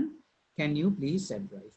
Now, when somebody has one of these diseases, chronic diseases, they are vulnerable for coronavirus infection. Because of that, they have to take extra precautions for the control of the disease. If a person is hypertensive, he or she should be very well aware that his or her hypertension should be under control. Diabetes should be under control, not like earlier. Now, earlier, maybe you miss some dose and then you forget it. Probably you will take it next day and then nothing might happen. But now you have to take extra precautions. Now you have to have your blood pressure under control very well, your diabetic under control. If you have asthma, then you have to continue your drugs. You have to consult your doctors whenever you have a problem, and you have to constantly be in touch with your doctor to make sure that you are under control. I think that's the best thing that one can do if anyone has a chronic disease like this during this season. Perhaps for next 1 year, we have to make sure that we have to protect ourselves. So therefore that we need to take precautions that we will keep under control any of these diseases if we are having. So we have to have the correct medicine with us. We have to make sure that we identify a doctor or doctors to get the correct advice, and our neighbors or our family members should know what medicine that we are taking and how often we should take. They should remind us, and we need to do everything to be under control. I think that's what we can do. But if we get the disease by chance, then of course the medical personnel should know very well what the conditions that the person has, and I am sure that then the medical people who will handle the patient with corona infection and with chronic diseases, and they will handle thereafter. But keeping under control our condition is the best thing that we can do if we now, because now we can get exposed to this infection. ඊළඟ ප්‍රශ්නය තියෙන්නේ COVID-19 වෛරසය ආසාදනය වීමෙන් පසු රෝග ලක්ෂණ පහළ වීමට කොපමණ ගල්ගත වෙනවාද? ඒකට අපි කියන්නේ බීජෞෂධ සමය. ඒ කියන්නේ රෝග ලක්ෂණ කෙනෙක්ගේ වෛරසය ශරීරයට ඇතුල් වෙලා රෝග ලක්ෂණ පහළ වෙන්න ගත වෙන කාලය. මේක අපි සාමාන්‍යයෙන් කල්පනා කරනවා දින 4ක් දින 14ක් අතර කාලයක් කියලා. නමුත් ආසන්න වශයෙන් දින 7ක වගේ කාල සීමාවක් තමයි සාමාන්‍ය අපි ගණන් ගන්නේ. නමුත් ඒක 4 හෝ 14 වෙන්න පුළුවන්. ඊළඟ කියන්නේ PCR පරීක්ෂණයේදී සංවේදීතාව ආසන්න වශයෙන් 70ක් පමණයි. ප්‍රථම පරීක්ෂණයේ නෙගටිව් වුණත් අපි අනුගමනය කළ යුතු පියවර මොනවාද? නෙගටිව් වුණත්, ඇත්තටම නෙගටිව් වුණොත් අපි තවත් අපි හරියටම පහසුකම් තියෙනවා නම් අපි තවත් පැය 24ක් ඇතුළත මේ පරීක්ෂණය නැවත කරන්න ඕනේ. ඒත් නෙගටිව් වුණොත් ඇත්තටම අපිට සැකහැර දැනගන්න පුළුවන් නෙගටිව් කියලා. නමුත් මේ වසංගත තත්ත්වය තුල අපි ගන්න ක්‍රියාමාර්ග වෙනස් වෙන්නේ නැහැ. ඒ කියන්නේ මාස්ක් එකක් පළඳින එක, අත්සෝදන එක, අර ඩිස්ටන්ස් තියාගෙන ඉන්න එක වෙනස් වෙන්නේ නැහැ. ඒවා රෝගියෙක් පොසිටිව් වෙලා නෙගටිව් වෙලා දෙපාරක් නෙගටිව් වෙලා ගෙදර ආවත් ඒ ටික පිළිපදින්න ඕනි. මේ ආසාදනය තියෙනවා නම් අනිවාර්යයෙන්ම රෝහල්ගත වෙලා ඒ වෛද්‍යවරුන් රටවල් වල තියෙන ගයිඩ්ලයින්ස් අනුව ඒ රටේ තියෙන උපදෙස් අනුව ක්‍රියාත්මක වෙන්න ඕනේ. එතකොට සංවේදීතාවය කියන්නේ සෙන්සිටිවිටි එක ආසන්න වශයෙන් 70යි කියලා අපි දන්නවා. ඒ අනුව තමයි පරීක්ෂාවන් කෙරෙන්නේ. අපි මුලින් කිව්වා වගේ පැය 24ක් ඇතුළත පරීක්ෂා දෙකක් කරනවා. ඒත් නෙගටිව් වුණොත් අපිට ගෙදර යන්න පුළුවන්.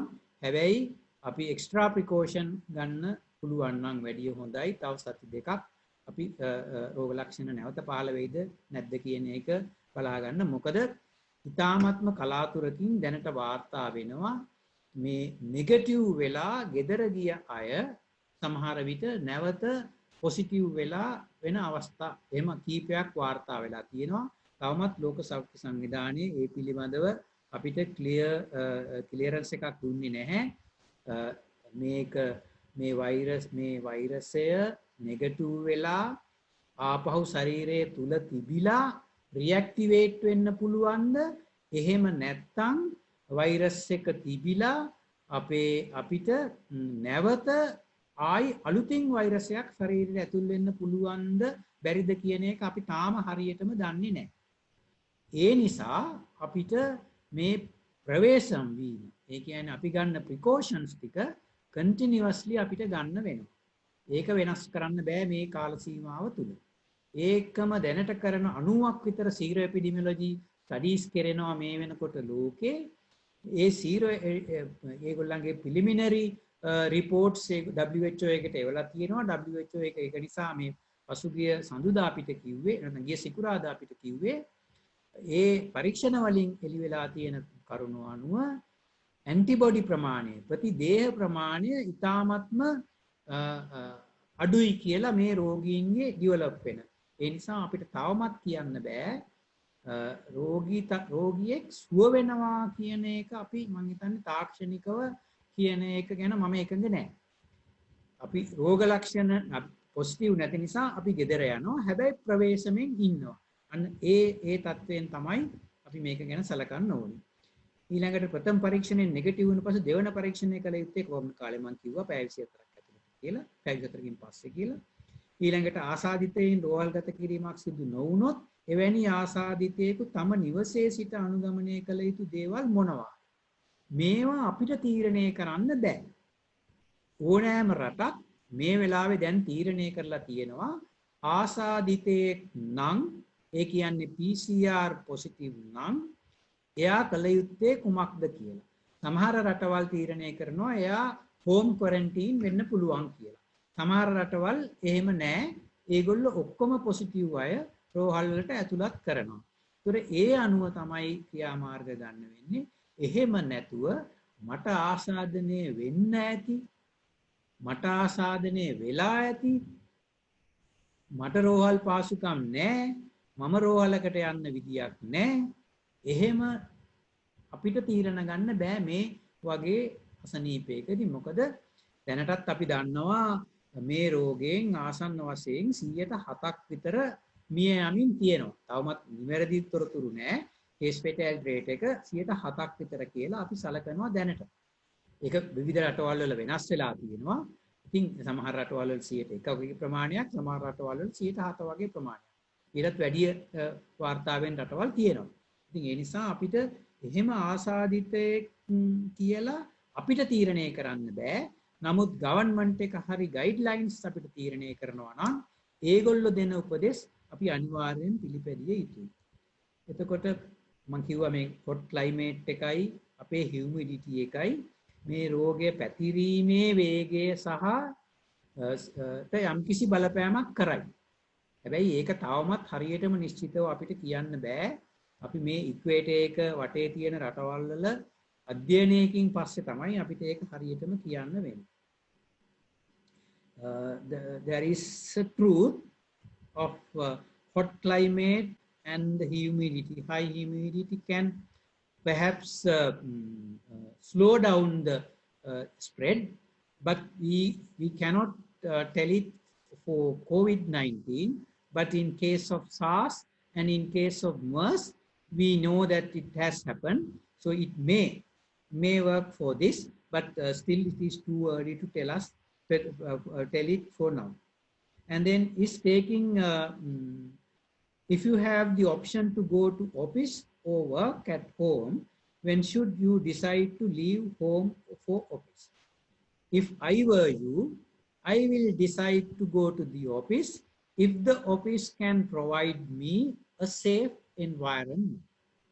If the office has the safe environment, I don't mind going to the office.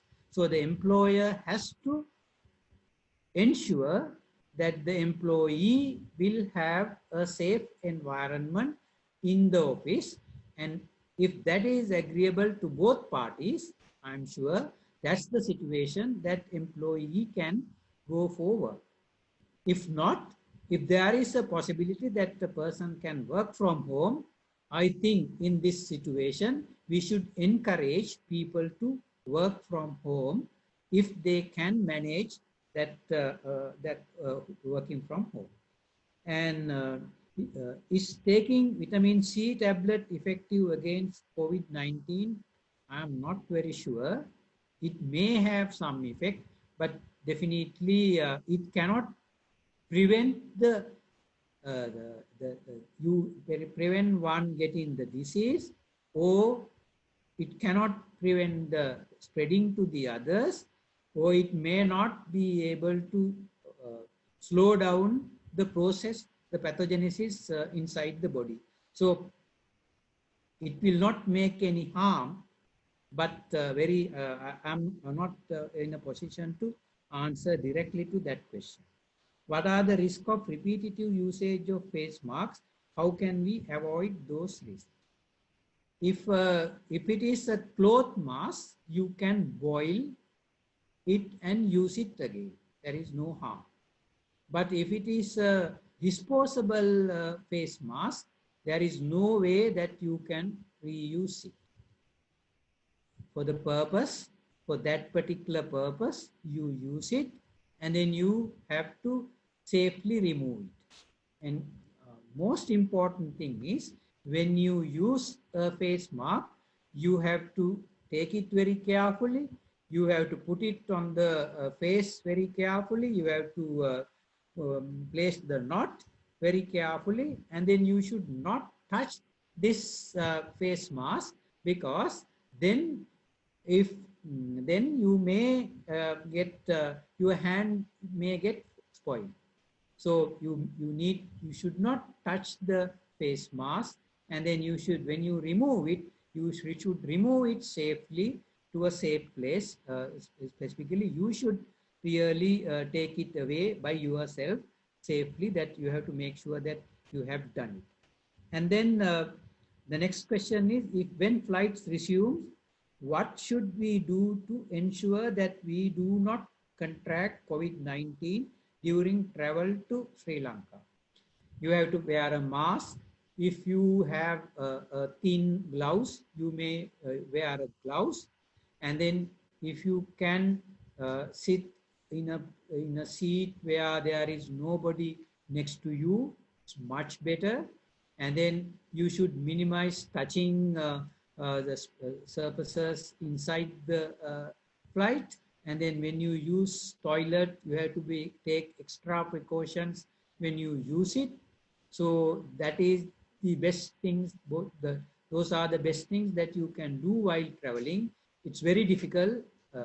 It's very difficult to do things, but you have to take those precautions. And when you wash your hands, make sure that you use some hand sanitizer or soap when you wash your hands. So those are the basic things that you can do. You should try to make sure that you keep the distance when you are in the airport, as well as maybe, if possible, during your flight.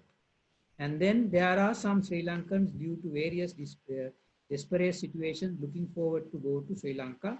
Can you guide them with respect to COVID-19? If someone wants to come to Sri Lanka, you have to take a decision whether you will have a better facilities in Sri Lanka or the country where you are.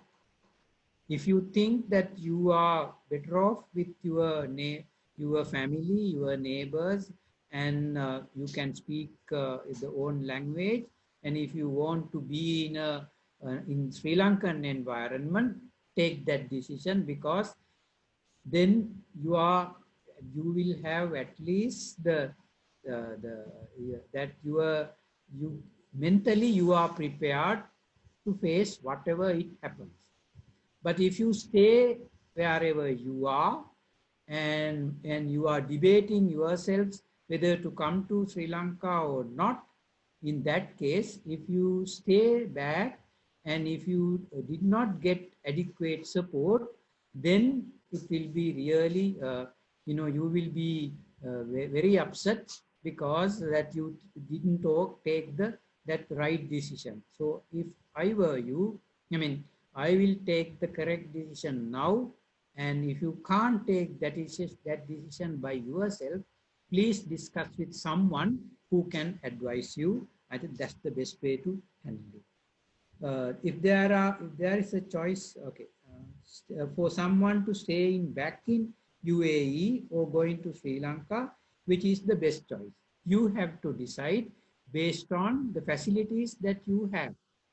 If you can stay safe with all your precautions and the facilities that you have in UAE or any country, then you should be staying. But if you are not sure the facilities that you have, and then the treatment that you may have, and then if you have to spend a lot, and if you are not sure that you have that amount of money to spend, then probably you better come to Sri Lanka, because at least in Sri Lanka we know that we don't need to spend on this disease now, because I mean, the government is ready to take care of all the all Sri Lankans. I mean, at this moment.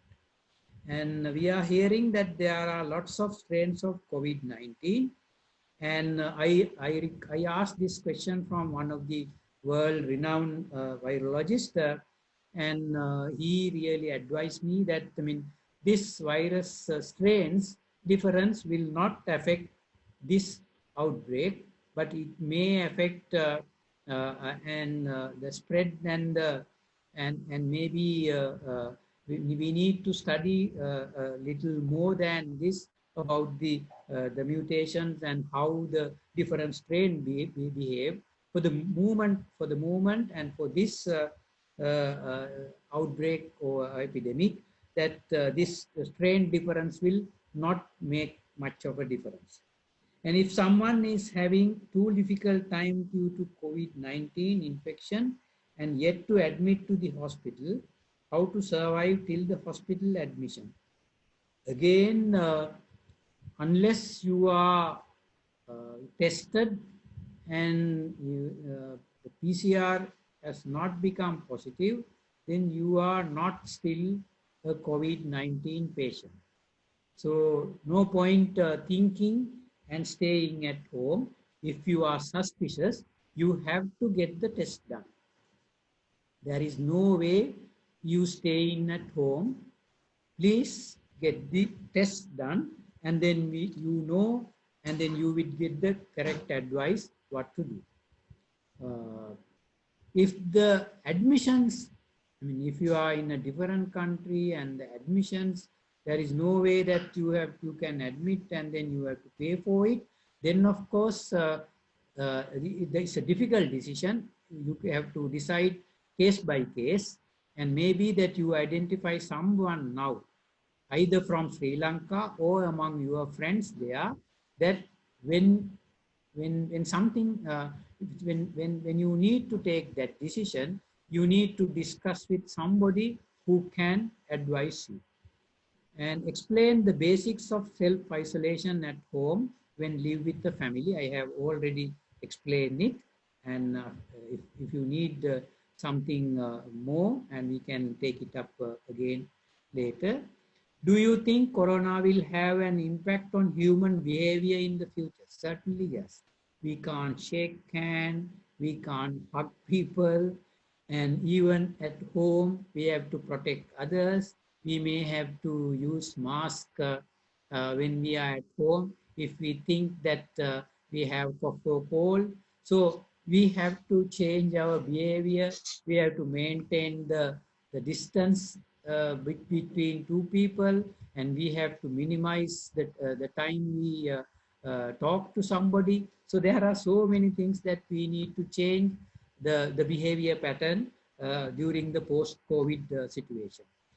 And when someone feels that he was exposed to COVID infected patient, what is first few actions he should have taken? The number one, he has to tell someone that, the closest person, or discuss it with somebody immediately and get the test done.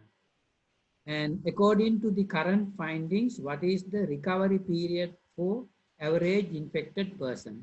We take it as 14 days now, because as I said earlier, when you stay away from others 14 days, then you know whether you develop the symptoms or not.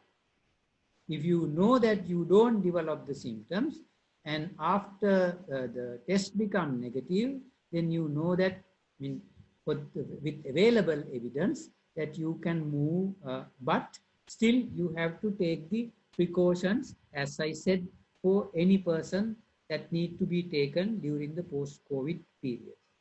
And is there any impact if you use common medicines like Panadol, etc., which are using for general cold and fever? No. If you suspect COVID-19, if you suspect that you are having fever due to COVID, certainly you need to get tested. There is no way that you can stay at home just treating by yourself. How here in UAE summer season is starting now. So you may experience cough, sore throat, fever. How we can differentiate those symptoms with COVID-19 symptoms? Very difficult. Unless you can determine that whether you have exposed or not, it's very difficult.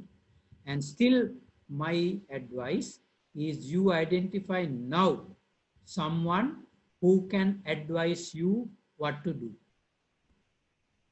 Ideally, it's a medical doctor who really can advise confidently to you what to do. Not all the doctors today. Doctors are still learning about this disease. So you need to decide whom you will speak to and from whom you are getting the advice. If you are not satisfied with the advice, maybe you will go for a second person and take alternative advice and see that whether two advices are tallying. I'm sure if you contact a medical doctor who knows the subject, that person can advise you what to do. If we cannot find mask to wear, what are the alternatives? You can prepare a mask at home. Maybe you can use a cotton material, maybe 2-3 layers. That for basic, that's enough. If you don't have a surgical mask, or if you have proper tested mask with you. How much risk is there for someone cured from COVID-19 to contract it again? As I said, there is no guarantee at the moment. I really don't use the word cured. I would say that person become negative, but still has to take the precautions as much as possible. But we consider after taking a PCR test 24 hours apart, if both are negative, that person does not have the virus. But in rare cases, we may identify still virus in a later stage in that person that we can't avoid currently. We have to face that situation, with this current knowledge.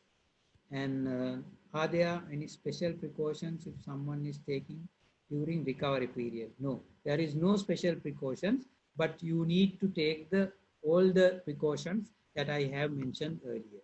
How do we manage anxiety? I told that you can take certain measures if you like reading, listening to music, watching movies, playing indoor games, and talking to someone by telephone or Skype or Zoom. So that type of measures probably relieve you from your anxiety. Is there a truth that children are less vulnerable? Yes. So far we know that children are less vulnerable. Maybe that the exposure is less. All the countries have stopped schooling. We don't know what will happen when the school starts. So far we know that they are less vulnerable, but yet to see when the school season, when we reopen the school. And what is the difference between PCR and antibody test, and when to use each test? PCR is for diagnosis, and antibody test is after some time, maybe 7 to 10 days after infection, that you can see the antibody in the body. And by doing an antibody test, proper antibody test, validated antibody test, then you can say that whether the person has got the disease and developed the antibodies or not. So PCR is for diagnosis, antibodies is for confirming that you have got the disease or not got the immunity to the disease. And then Are there any special foods that we can include in our daily diet to improve immunity? I certainly do not know, but maybe that adequate protein in your diet will help you, vitamins, protein will help you to be healthy. But in Ayurvedic terms, there are many vegetables or food that they recommend. If you think that it is suitable for you and it doesn't make any harm to you, and if you know the active ingredients of those items, then certainly there is no issue using it. And if you are got used to, if you are not allergic to anyone, then certainly you can use those foods for your nutritional status. Uh, Once an infected person is tested negative, is there any assurance that she is no longer contagious? There is no assurance. He or she has to take precaution. How effective is Dunhattia in treating COVID-19 patients? That, of course, I mean, not for COVID-19, certainly.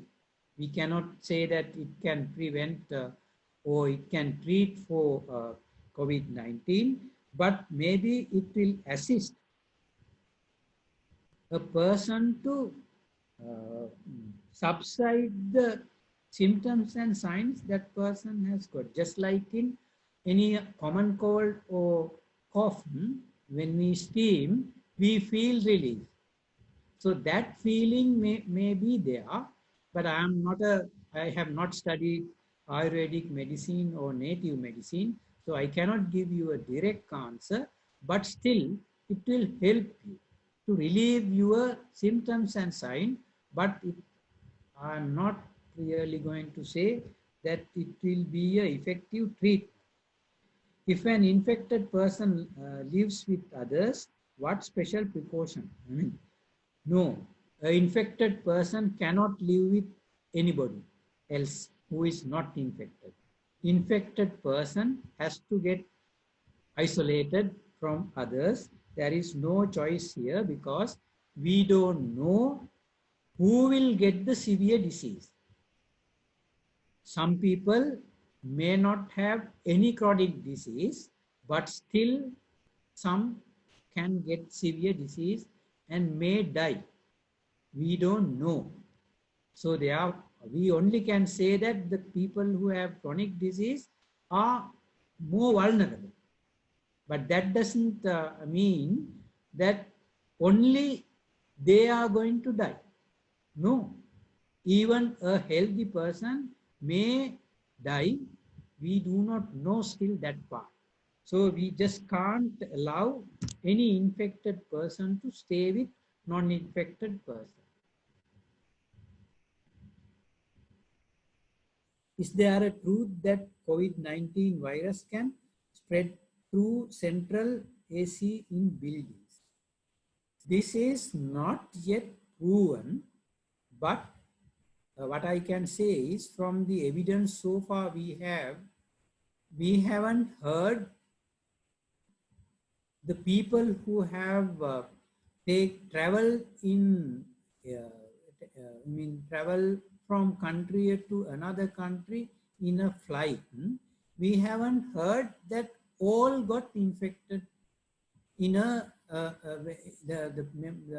the passengers in a flight. So that means it's very unlikely during a number of hours, even if they have exposed to central AC, whether people can get it. But we can't exclude also. So therefore, that if possible, we can avoid central AC. It's good for as a precaution, but it's very difficult at this point of time to say that it's, it can aggravate the spread of the disease. Is there a truth that COVID-19 virus can spread through central AC in buildings? Sorry, I answered. Rather, lockdowning, curfew, any other scientifically proved solutions to prevent the spread of COVID-19. Actually, lockdown or curfew, the government used that strategy to minimize travel, the movement of people. Otherwise, I mean, if everybody adhere to the basic precautions, and if everybody can keep the distance, wear a mask, and wash hands, I don't think that we need to have a curfew or lockdown. If we can't, then if people don't listen, and if people don't ensure that they maintain that discipline, certainly there is no choice. That is why countries are really using this approach. PPE will assist to prevent COVID-19, and measures shall be taken by the employers on behalf of their employees upon the business open. Pandemic not over yet. However, business slowly open and restrictions are released. How this will impact to people who use public transportation, company transportation services. Actually, it is employer has a responsibility to provide hand washing facilities, maybe mask, maybe some arrangements to maintain the distance and reduce the number of staff and provide group transport. All that can be arranged by the employer, but employee and the employer has to discuss and agree these issues, and I am sure we all can adjust to the situations, and we can decide who can work from home and who has to be in the office. So we carefully, if we discuss these issues among as a team, and if we convince all the team that what should be taken as a team to maximize our production, certainly our our output, certainly that employer and employee can adjust to the situation. I think it should be very well discussed and agreed upon by both parties. The decision should be agreed upon by the both parties, and this can be done. There are so many guidance by World Health Organization and many other agencies. The guidance are available, but you need people who really can put these guidelines into practice. There are so many theoretical guidelines, so many things in the guidelines, but there should be people who can take these guidance into practice in the real world. So you need to identify those guidance from someone who can do that for you and take the decisions as a team. And we are hearing via social media, our Ayurvedic has been invented medicine for COVID-19. Sri Lanka government COVID-19 task force have given the opportunity to them and review their invention. Why those prescriptions are not publishing to save human life in Sri Lanka or anywhere in the world? So as I said earlier, to give it to the public by an authoritative agency, we need to have a proof. We need scientific evidence to tell someone else to use it. I personally do not agree without scientific evidence, someone advising to take these different type of medicine if they are real COVID patients. For the time being, we need to make sure that all COVID-19 people are reported and the authorities know where they are, and they are to be isolated, separated from others, and their condition is monitored by for scientific methodology, some indicators, and then take the final decision whether that person can go back to the society as a person to be with others or not. So for the moment, unless there is scientific evidence, an authoritative agency cannot tell the others to use any particular drug. So you could see that in Sri Lanka they took a collective decision using hydroxychloroquine, but the WHO did not recommend it.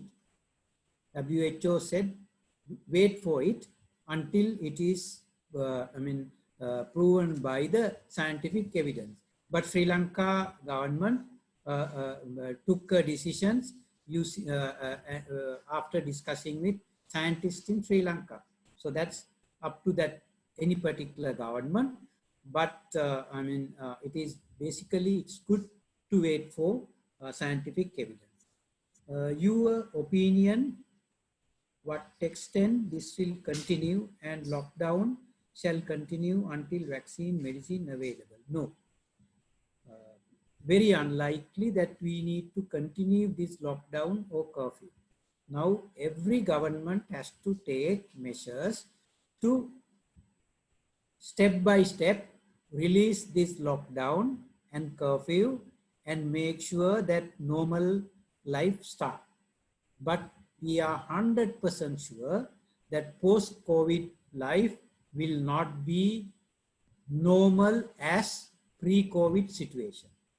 We have to maintain distance, we have to wear a mask, we have to wash our hands to protect at least others, your loved ones. So that's how I end up these questions. But if Ananda, Lahiru and Buddhika, if you got any more questions during this period, you can let me know what. අපි ඊළඟ ප්‍රශ්නෙට යමු. දැන් මේ මොහොතේ නොදැනුවත්වම අපේ ඇඟේ මේ වෛරස් එක තියෙන්න පුළුවන්. ඉතින් එවැනි තත්ත්වයක් යටතේ ව්‍යායාම කිරීම සුදුසුද? මෙහෙමයි. අපි PCR පරීක්ෂණයක් කරන තුරු අපි පරීක්ෂලා පොසිටිව් වෙනකන් අපි දන්නේ නැහැනේ අපේ ශරීරයේ තියෙනවා කියලා මේක. එතකොට අපිට දැනෙන්නේ නිරෝගී භාවයක් නම් අපිට දැනෙන්නේ නැත්නම් අපහසුයක් මම හිතන්නේ අපි මහා විශාල ඒ කියන්නේ අපි අර weight lifting වගේ කරන්න යන්නේ නැතුව vigorous exercise කරන්නේ නැතුව අපේ එදිනෙදා ශරීර සෞඛ්‍ය පවත්වාගෙන යන්න පුළුවන් ව්‍යායාම කළාට කමක් නැහැ කියලා තමයි මම හිතන්නේ. හරි ડોක්ටර් අපේ ඊළඟ ප්‍රශ්නේ තමයි does steaming twice daily without COVID-19 or similar symptoms have any negative effects on our body? Very unlikely negative effect if the steaming is tolerable steaming. It is you who can decide, it is the person who can decide how tolerable it is. And if that is tolerable, I think there is no harm. But if it is, if that person is going to use that as a mechanism to kill organisms in the throat or in the mouth, that is really dangerous. Then you will expose your the thin layer in the mouth and the nose to a very hot air. I think it might damage the inside the skin and the inside the layer of the mouth and the nose. So ශේෂ්මල පටකය කියන එක damage වෙන්න පුළුවන්. ඒක ටිකක් භයානකයි. මම හිතන්නේ සාමාන්‍යයෙන් අපිට දරා ගන්න පුළුවන් උණුසුම නම් ඒකෙන් හානියක් වෙන්න තියෙන ඉඩ බොහොම අඩුයි.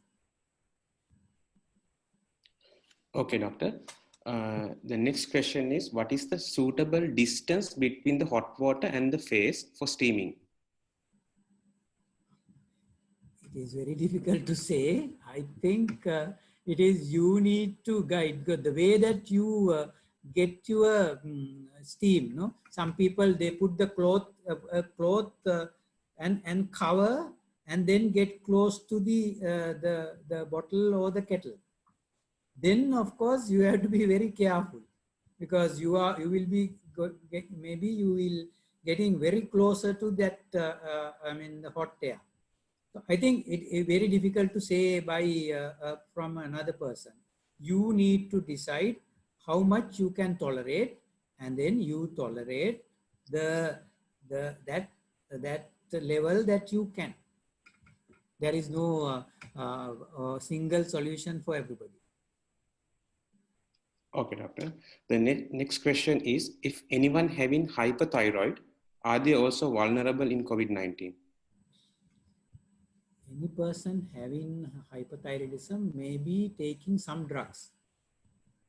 So people who are taking hormones, enzymes, they are vulnerable. So they becomes under the category of chronic disease. So they need to take extra precautions. Yes. Okay. වෛද්‍යතුමනි අපගේ අවසාන ප්‍රශ්නය තමයි අපගේ නිවසේ සිටින යම්කිසි කෙනෙකු මේ රෝගයේ වැළඳිලා පොසිටිව් වුණොත් ඊට පස්සේ නිවසේ අනිත් සමාජිකයින් කොපමණ කාලයක් ඇතුළත ටෙස්ට් එක කරන්න ඕනද? අයිසර කියන්න. නිවසේ අපගේ නිවසේ ඉන්න එක් සමාජිකයෙක්ට මේක වැළඳුනොත් තව ඉතුරු සමාජිකයන් දවස් කීයක් ඇතුළත ටෙස්ට් එක කරන්න ඕනද PCR පරීක්ෂණය? ටෙස්ට් එක දැන් වැළඳුනොත් කියන එකෙන් අදහස් කරන්නේ මම මේ වෙලාවේ ටෙස්ට් එක පොසිටිව් වෙච්ච වෙලාව. ටෙස්ට් එක පොසිටිව් වෙච්ච වෙලාව තමයි ආසාදනයේ වැළඳිච්ච වෙලාව. අපි එතකන් දන්නේ නැහනේ. හැබැයි ඒ වෙනකොට දවස් කීපයක් එයා ආසාදනය වෙලා දවස් කීපයක් ගත වෙලා ඒ දවස් කීපයක් ගත වෙලාට වුණාට පස්සේ තමයි දැන් මෙයා පොසිටිව් වෙන්නේ. ඒ කියන්නේ අනිත් අය එක්ස්පෝස් වෙලා මේ වෙනකොටත් ඒගොල්ලෝ ඉමීඩියට්ලි ටෙස්ට් කරන එක තමයි හොඳම දේ. එතකොට ඒගොල්ලෝ ටෙස්ට් වෙලා පොසිටිව් වුණොත් දැන් UAE වල තියෙන ඇඩ්වයිස් එක ගෙදර ඉන්න නම් ගෙදර ඉන්න පුළුවන්. හැබැයි ඒත් වෙන් වෙන්න ඕනේ. මොකද මේ එක එක්කෙනාගේ ශරීරයේ මේ වෛරස් එක ක්‍රියා කරන ආකාරය වෙනස්. එතකොට එක්කෙනෙකුගේ ශරීරයෙන් පිට වෙන වෛරස් ලෝඩ් එකම නොවේ වෙන්න පුළුවන්. තවත් කෙනෙකුගෙන් වෛරස් පිට වෙන වෛරස් ලෝඩ් එක. ඒ නිසා එකම ගෙදර වුණත් පොසිටිව් වුණාට ඒ රෝග ලක්ෂණ නැතුව ගෙදර එකට ඉන්න බෑ. ඒගොල්ලොත් වෙන් වෙන්න ඕනි. හොඳම දේ තමයි එක්කෙනෙක් පොසිටිව් කියලා දැනගත්තොත් අනිවාර්යයෙන්ම අනිත් අය ඉක්මනින් ටෙස්ට් කරගන්න ඕනි. මොකද high chances there are high chances that others also already have been exposed. අනිත් අය දැනටමත් එක්ස්පෝස් වෙලා කියලා තමයි අපිට විද්‍යාත්මකව හිතන්න වෙන්නේ. Okay, doctor, we have received one more question. Are pregnant women more vulnerable for COVID-19? Yes, they may be. So they have to take precautions, because any pregnancy that your immunity is going down because of the hormone changes in your body. The pregnant නම් අපේ ශරීරයේ නොයෙකුත් වෙනස් වීම් වෙනවා. එයාගේ ප්‍රතිශක්ති කරන හැකියාවත් කිසියම් ප්‍රමාණයකට අඩු වෙනවා. ඒ නිසා තමයි අපි කියන්නේ ප්‍රෙග්නන්සි වලදී වැඩිපුර ප්‍රවේශම් වෙන්න ඕනි කියලා. එහෙම කෙනෙක් කොවිඩ් හැදුනොත් නිශ්චිත වෛද්‍ය උපදෙස් අරගෙන මේ පිළිබඳව සැලකිලිමත් වෙන්න ඕනි. මේ වෙලාවේ ඔස්ට්‍රේලියන් ඔබ්ස්ටටිෂියන්ස්ලා නිකුත් කරලා තිබුණ ගයිඩන්ස් මම ඔයගලන්ට දැන් මේ සාකච්ඡාව ඉවර වෙලා මම ඒවා එවන්නම් ඔයගලන්ට. මොකද මේ ඒක ෂෙයා කරගන්න එහෙම කවුරු හරි ප්‍රෙග්නන්ට් අය ඉන්නවා නම් ඒ කියන්නේ ඉංග්‍රීසි වලින් තියෙන්නේ ඒක. එතකොට ඒ උපදෙස් කවුරු හරි ඕනි කෙනෙකුට දෙන්න. මම මේ වෙලාවේ යෝජනා කරනවා UAE වල ඉන්න ඕනිම කෙනෙකුට ආනන්ද ලහිරු බුද්ධික ඔයගොල්ලන් හරහා ඕනිම කෙනෙකුට ඕනිම වෙලාවක මාව කන්ටැක්ට් කරන්න පුළුවන්. මමත් දන්නේ නැහැ සියලු දේ. මම එහෙම විශේෂයෙන්ම ඔබ්ස්ට්‍රීෂියන් කෙනෙක්ගෙන් හරි එහෙම වෙන ස්පෙෂලිස්ට් කෙනෙක්ගෙන් ගන්න පුළුවන් උපදෙසක් අවශ්‍ය වුණොත් මම එහෙම අරගෙන ඒක ඔයගොල්ලන්ට ලැබෙන්න සලස්වන්නම්. මට ඊමේල් කරන්න පුළුවන්, මට WhatsApp කරන්න පුළුවන්, Viber කරන්න පුළුවන්, imo කරන්න පුළුවන්. මම උත්සාහ කරනවා මගේ පෞද්ගලික වගකීම සහ යුතුයකම හැටියට මම සලකනවා. මොකද මම ඕගොල්ලන්ගේ බදු මුදල් සහ ඕගොල්ලන්ගේ දෙමව්පියන්ගේ බදු මුදල් වලින් ඉගෙන ගත්ත කෙනෙක්. ඒ නිසා මම විස්තර එවන්නම් ඕගොල්ලන්ට. ඕනිම කෙනෙකුට ඒ අවස්ථාවත් මම මේ වෙලාවේ මම යෝජනා කරනවා ඕගොල්ලෝ හරහා මට ඒ උදව්ව කරන්න පුළුවන් වේවි. මේ විශේෂයෙන්ම ප්‍රෙග්නන්ට් අය වැඩිපුර අවධානයක් ගන්න ඕනි, වැඩිපුර ප්‍රිකෝෂන්ස් ගන්න ඕනි. මේ වෙලාවේ ගවර්න්මන්ට් එකත් එක්ක කෙලින්ම ඕගොල්ලන්ගේ මැටර්නල් ඇන්ඩ් චයිල්ඩ් හෙල්ත් සර්විස් එකත් එක්ක කෙලින්ම සම්බන්ධ වෙන්න ඕනි. Thank you, Doctor. So we can conclude the event now. So today we had a wonderful Q&A session and we received a number of questions, and I believe we have answered almost all the questions. So now we have come to the end of this valuable discussion, and I hope all of you benefited from this important and timely discussion. Firstly, I would like to express our gratitude to Dr. Nihal Abesinghe, the Deputy Director at Institute for Research and Development in Health and Social Care, for his presence for this webinar. Thank you very much, Doctor. Despite of his all busy schedules, he accepted our invitation and participated to this webinar to help fellow Sri Lankans who are living in abroad. Then I would like to thank all the participants who joined with us from different countries and stayed with us till end. I would like to thank SLPA for providing Zoom webinar facility to conduct this session. And I would also like to thank all member associations of SLPA, including SLQS, IQSSL, IEESL, and PIMA for circulating event flyer within their member network. Then I would like to thank our webinar subcommittee members for their great effort, dedication, and the commitment for the success of this event. A special thanks should goes to Ananda Tennakon for inviting Dr. Nihal for this event. I would also like to thank Channa Gamini, Dilanka Vikramsinghe, and Turita Milinda for their technical support. Finally, I would like to thank all QSAM members for their great contribution. And with that, we will conclude this event today and look forward to seeing you all with another webinar soon. Stay safe, everyone, and good night. Thank you, Lahiru. Thank you, Ananda. Thank you, Buddhika. And thank you, Association for Quantity Survey, University of Moratuwa, and the other organizers who really invited me for this webinar. And I was really pleased, and I'm really happy that we had a good discussion. Thank you very much.